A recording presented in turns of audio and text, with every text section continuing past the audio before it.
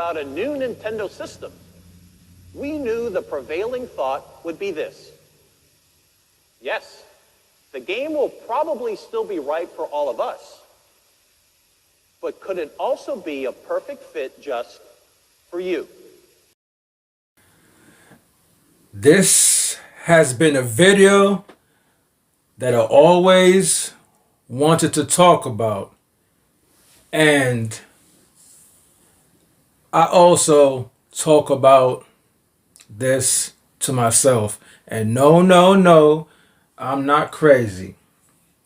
But let's talk about the Wii U and why the Wii U failed. Little Timmy, why did the Wii U fail?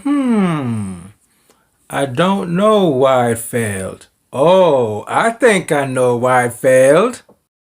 The Wii U is a video game console from Nintendo and the successor to the Wii. The system was released on November 18, 2012 in North America to critical acclaim. I think not. A lot of people had mixed feelings about what the Wii U was, and some people even thought that Nintendo was crazy. Like, what is the Wii U? A lot of people thought the Wii U, especially the gamepad, was just an extra add-on to the Wii. And what Nintendo failed to realize was, well, let's just go back to the Wii. Let's start with the Nintendo Wii. The Nintendo Wii was an anomaly. And for those of who doesn't know what an anomaly is, it's basically something that doesn't really happen out of the ordinary. Something that doesn't ordinary happens. Now, the Wii was this came out of nowhere by Nintendo. I remember them showing the trailers of Nintendo. They're showing a picture of the Nintendo Wii, and it had no controller. And everybody was like, wow, where's the controller? And Nintendo was saying that, they didn't want their competitors to steal their idea. So everybody was so intrigued about the controller for the Nintendo Wii, which turned out to be the Wiimote. Something that has never been done before in gaming. Nintendo introduced the Wii U motion controller, where you play your games with the move of your hand, the flick of your wrist, gestures of your hands, and your arms, of course. And it was something new, and everybody ate it up. The media ate it up. The news ran with it. Everybody wanted a Nintendo Wii. It was something new, something different. But the Nintendo Wii was severely underpowered. Native resolution was 480p compared to its competitors, the PlayStation 3 and the Xbox 360, which were 720p, 1080p HD systems. Now, the reason why Nintendo took this route is because, when they were making powerful consoles like the GameCube and the Nintendo 64, they didn't sell very well, and sales started declining from the Super Nintendo to the N64 and to the GameCube. So Nintendo figured it out and said, you know what, we have to do something different. We can't keep on dumping tons of money into a powerful console with the best graphics or good graphics and it's not selling. They didn't want to end up like Sega. So Nintendo is very creative, and we all know this, and this is what has been keeping Nintendo's head above water. So the Nintendo Wii idea was born. It was very successful. People didn't care about the 480p graphics, the underpowered graphics compared to its competitors. They were just so intrigued and amazed by the gesture controls, the motion, Nintendo Motion Wii controls brought to the market and brought to the table. And everybody was on the Wii bandwagon. Now, the Wii was definitely a very, very good system. I like the Wii. I really do like the Wii, man. But the graphics can get to you after a while. But it was a successful console because of the motion control concept. And once that wore off, the Wii Sports fad wore off, and they attracted the customers they wanted to attract, which was like non-gamers and gamers alike. everybody slowly forgot about the Wii. Once everybody had the Wii in their hands and they realized, oh yeah, the Wii is cool, but kind of don't like the graphics, and everybody just went back to PlayStation 3 and the Xbox 360. Now, to be fair, the Wii did win that generation, and Nintendo did that with a 480p console. Now, that's just nuts. The Wii was a great console to me. It was a good, very good console. I don't know if I would say great, but it's a very good console, and I have no regrets buying it, excuse me, guys. I had no regrets buying the Wii. I have several Wiis that's modded laying around right now. I still like the Wii. But the Wii fad wore off, let's be real, and everybody moved on to the competition, which was PlayStation 3 and Xbox 360. They're one of those high definition games, those big open worlds. And Nintendo Wii couldn't provide it at the time. But the Wii was very successful mainstream wise, and especially Nintendo's eyes. So what's the next best thing to do if you have a successful console, especially when you beat your competition that had more advanced graphical consoles? Common sense is to capitalize on what made you good, right? What made you great. And that's why Nintendo came out with the Wii U. And I felt as if that's why the Wii U was a commercial failure, because Nintendo looked at the Nintendo Wii as, hey, you know what? We beat these guys with an underpowered console, and we beat them by doing something different that nobody has been doing. So why not just go ahead and make a Wii 2? It makes perfect sense. It makes perfect logical sense to make a Wii 2, because everybody loved the first Nintendo Wii, right? Which sold 100 million, right? And so that's what Nintendo did with the Wii U. The Wii U, to me, is basically the Wii 2. Now, Nintendo was very, very backwards. I think the whole Wii U concept should have been the Nintendo Wii concept. Matter of fact, they could have saved the tablet idea for another console. So the Nintendo Wii was actually, the Wii U, excuse me guys, the Nintendo Wii was actually more powerful than the 360 and the PS3 from at least a graphical standpoint. Maybe not CPU wise, but from a graphical standpoint, it was more powerful than both the Xbox 360 and the PS3. You can clearly see that in their games. Now, with that being said, the Wii U should have been the Nintendo Wii. The Nintendo Wii should have had the Wii U graphics. And they would have been good. They would have actually sold a lot more than the 101 million they sold. And what they could have done with their next system was then use the tablet idea.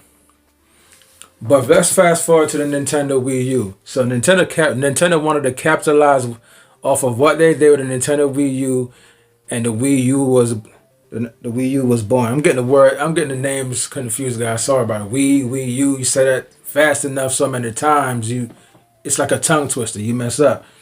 But let me retract for a second. The Nintendo Wii should have been the Wii U from a graphical standpoint. I strongly do believe if Nintendo had made a Nintendo Wii an HD console, just like the PS3 and the 360 out the gate, it would have stomped those systems even more. And it would have been a lot more successful than it already was at the time. As successful as a Nintendo Wii was, Nintendo should have done away from the Wii name. The Wii U, which was their follow-up console, should have had nothing to do with the Wii, should have not had the Wii name in there. It should have been its own thing with a tablet controller and a powerful console. They would have been good. And the Wii U, looking back, and I still do have a Wii U, looking back at the Wii U, it was actually, wow. I mean, It was a good system. What can I say? I know a lot of people that love the Nintendo Wii. I wasn't really one of those guys. I just didn't like the Wii U, but the concept was good. I just didn't like the design of the tablet. I didn't like the design of the console itself. It reminded you too much of the Wii, and I think that's definitely what messed Nintendo up. The marketing. They tried to market it as a Wii 2. Actually, they didn't even do that, but that's basically what the Wii U was a Wii 2, an HD Wii. And they should have just stay away from the Wii name, and made it its own thing. Powerful graphics, tablet controller, gave it a more sleeker, more mature look to it. It would have been good. Well, the design wasn't really bad, aside from it did look like a Nintendo Wii, but if they had designed it far away from what the Wii looked like, it would have been good. They would have did great with the marketing, but they dropped the ball on the marketing, and that's what messed them up. So people didn't even know what the Wii U was. They just looked at it as, oh, it's another Wii, and people got tired of the Wii anyway. Once they realized it wasn't as, graphically powerful and competitive as a PS3 and 360 at the time, they wasn't falling for it a second time. They say lightning doesn't strike twice in the same place. That's all Nintendo had to do was differentiate themselves from the original Wii, call it something totally different. And that's what they did with the Nintendo Switch. That's why the Nintendo Switch is successful. And if you look at the Nintendo Switch is basically the Wii U repackaged. Like somebody once told me a couple years ago at my job, same dick, different package. Wow, that concept is so wild, but he was dead on the money about that. Basically, the Nintendo Switch is the Wii U, just repackaged. It looked different, had a different name. So that's why, from my standpoint, from my theory, if we can go all the way back to when the Nintendo Wii U was released, and they had differentiate themselves from the Nintendo Wii, designed it different from the Wii, took the Wii name out of it, took the Wii design out of it, they would have been golden. They would have had a follow-up successful generation. But the Wii U ended up selling 13 million at the end of the generation over, I believe, 5 years, which was really, really bad, man. But looking back at the Nintendo Wii U, it was really a dope system. I see why a lot of people love the Wii U. I know this guy, he's a PC gamer. He used to talk about the Wii U all the time. He loved the Wii U. But the Wii U had all the right bells and whistles. I mean, they had online. I never tested it online to see how good it was, but the online was there. They did all the console things that their competitors was doing, somewhat at least, for the most part. They had everything set in place, but the marketing, when they tried to market it as a Wii 2, that's what messed them up. I mean, they had online. I like the Wii U speak idea with the speaker for voice chat online. That was dope as hell, because neither PlayStation or Microsoft with the Xbox is doing that till this day. And then the tablet controller was awesome. You had a screen. I mean, come on, man. Just think about that concept alone. A tablet is a controller, and it had buttons on there. That was dope, guys. That was beyond, their time. Nintendo was always ahead of their time. Nobody never understands Nintendo until they look back several years later. Just like they did with the GameCube. They just realized that the GameCube was a dope system. The GameCube was ahead of its time. Yeah, they dropped the ball in some places, but at the end of the day, that thing was ahead of its time. And the Wii U was ahead of its time. So as I was saying, they had the Wii U speak, they had the online, they had the tablet controller with the camera there, so you can see who you're talking to. And like I said, Microsoft and Sony until this day is not doing that. I believe Xbox had that concept with the Xbox One with the Kinect, but I've never really seen anybody use a feature. I think they tried to do it through Skype. That was a totally different thing, but Nintendo actually had it set up where you don't need Skype. You can do it on the actual controller, see who you're talking to. That's badass, man. So, and the eShop was awesome. They had so many games. The eShop was better on the Wii U than it was with a Nintendo Switch. All the games, they had way more games on the Wii U eShop, and the most important thing is you can buy those games and keep them. You can't do that with the Nintendo Switch eShop right now. But yeah, guys, I'm not gonna rant too long, but this is a video that I've been wanting to do for a very, very long time. And I've seen a lot of videos on why the Wii U failed, but nobody never really mentioned what I said. So that's why I think my video is really special out of all the videos on YouTube that's talking about why the Wii U failed. So just to sum everything up, guys, the Wii U failed because of marketing, of course, right? That's the common idea of why the Wii U failed, but nobody never really got in depth of why and what does that mean that the marketing was bad. So the Wii U failed because Nintendo tried to make a Wii 2. They tried to capitalize off what they did with the Wii, but failing to realize that, you know, the Wii was only fun for like a couple of months. And once everybody figured out it's not powerful enough to play the same games as competitors, everybody went back to PlayStation and Xbox. And all those old people that was intrigued by the system, they put it down after a while. Bowling got boring, and boxing, baseball, whatever, all the Wii U sports games got boring. Wii U is still dope. Wii Sports is still dope to this day, without a doubt. But it wore off, and all. So Nintendo failed because they did not differentiate the Wii U from the Wii. If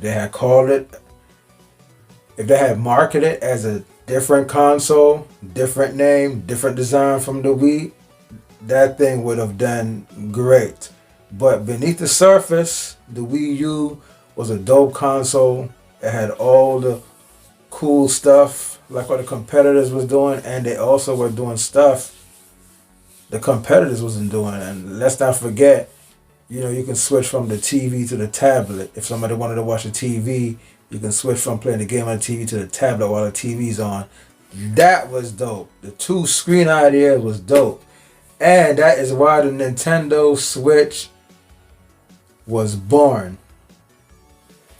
Okay, guys, that's all I got for you today on the Wii U and why it failed. If you agree with me, let me know in the comment section. If you don't agree with me, let me know in the comment section as well. And if you have your own theory or ideas, excuse me, guys, I can't talk today for nothing. If you have your own theories and ideas on why the Wii U failed, let me know in the comment section as well. I want to hear you guys' thoughts. Red Crimson, the Game Master, I'm out of here. Like and subscribe if you're new to my channel. I do all things gaming, all things electronics. I do unboxing and other stuff too as well. I'm all over the place, but mostly for gaming and unboxing. I'm out of here, guys.